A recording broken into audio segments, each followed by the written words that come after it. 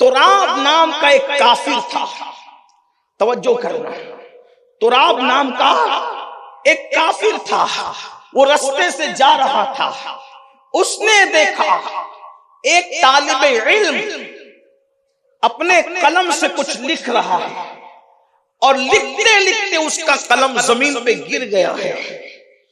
تو تراب نام کے اس کافر نے اتنا کیا کہ اس قلم کو اٹھایا اور اٹھا کر کے اس طالب علم کو دے دیا، یہ لو تمہارا قلم۔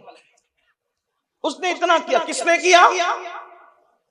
تراب نام کے مخدوم صاحب اپنے ملفوظ میں فرما رہے ہیں، وہ تقریر کے ساتھ شائع بھی ہو چکی ہے آج کل، آپ اس کو دیکھ سکتے ہیں، رضا اکیڈمی والوں نے شائع کیا۔ ایک قلم طالب علم کا گرتا ہے زمین پر، اور تراب نام کا کافر اس کو اٹھا کر کے دے دیتا ہے۔ قصہ ختم ہو گیا، بات ختم ہو گئی۔ اب جب قیامت کا دن ہوگا تو تراب کو اس کی برادری والے تو کافر ہی سمجھتے تھے، اس کو انہوں نے مسلمان تو نہیں سمجھا، ایمان والا تو نہیں سمجھا، تو تب قیامت کے دن دیکھیں گے کہ تراب جنت میں جا رہا ہے۔ تراب کہاں جا رہا ہے؟ جنت میں جا رہے ہیں تراب۔ تو اس کو دیکھ کے اس کی برادری کے لوگ پوچھیں گے، او تراب، تو ہم میں سے تھا، تو ہم میں سے تھا، تو جنت میں کیسے جا رہا ہے؟ یہاں تو جنت میں مومن جا رہے، تو کیسے جنت میں جا رہا ہے؟ تو تراب کہے گا، یقیناً میں تم میں سے تھا لیکن تم میں سے ہوں نہیں۔ اس کی وجہ یہ ہے کہ اللہ نے مرنے سے پہلے مجھے ایمان کی دولت عطا کی، اور مرنے کے بعد اللہ نے مجھے جنت میں مقام عطا فرما دیا۔ تو وہ تراب سے پوچھیں گے، تراب، مرنے سے پہلے تجھے ایمان کیسے ملا، کیوں ملا، اور مرنے کے بعد جنت کیسے ملی؟ تو تراب کہے گا کہ میں نے ایک طالب علم کو جو علم دین حاصل کرنے والا تھا، اس کا قلم اٹھا کر کے اس کو دے دیا۔ اس کا قلم اٹھا کر اس کو دینے کی برکت ہے، صرف اتنا ہی عمل اللہ کو پسند آ گیا، اور اس کے صدقے میں اللہ نے مجھے ایمان کی دولت عطا کی اور مرنے کے بعد جنت عطا کی۔ ذرا توجہ کرنا مہبولی والوں، اتنا بڑا ادارہ تمہاری بستی میں ہے، بھیونڈی والوں تمہارے شہر کے کنارے پر تمہارے نام سے کتنا بڑا ادارہ سنی دعوت اسلامی نے قائم کیا ہے۔ اندازہ تو کرو، تراب نے اپنی کمائی سے قلم خرید کر نہیں دیا تھا، اپنی جیب سے قلم خرید کر نہیں دیا تھا، اپنے گھر کا قلم لا کر نہیں دیا تھا، وہ اس قلم کا مالک نہیں تھا، صرف طالب علم کا گرا ہوا قلم اس نے اٹھا کر دے کر طالب علم کی اتنی مدد کر دی، صرف قلم اٹھا کر کے دینے پر مرنے سے پہلے ایمان دے دیا گیا اور موت کے بعد جنت عطا کر دی گئی۔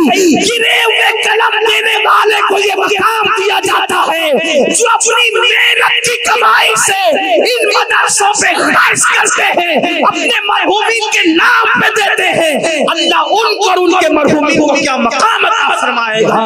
نعرہ تکبیر، نعرہ رسالت، علماء اہل سنت، سید امین القادری صاحب قبلہ۔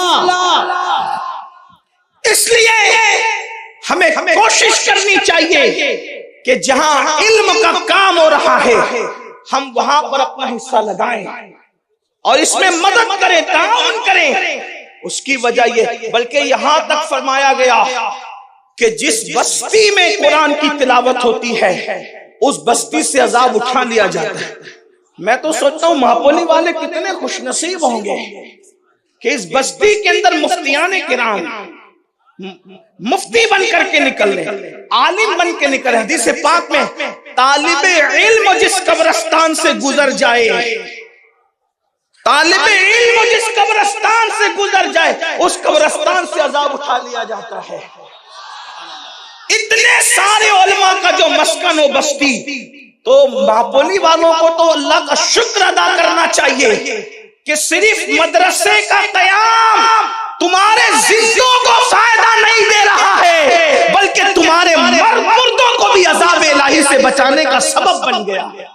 کتنی بڑی بات ہے۔ ہم اس مرد قلندر کو دعائیں دیں جس کی نگاہ انتخاب اور محنتوں نے اس ادارے کو بلکہ یہاں کے جنگل کو کہیں کہ منگل میں تبدیل کر دیا۔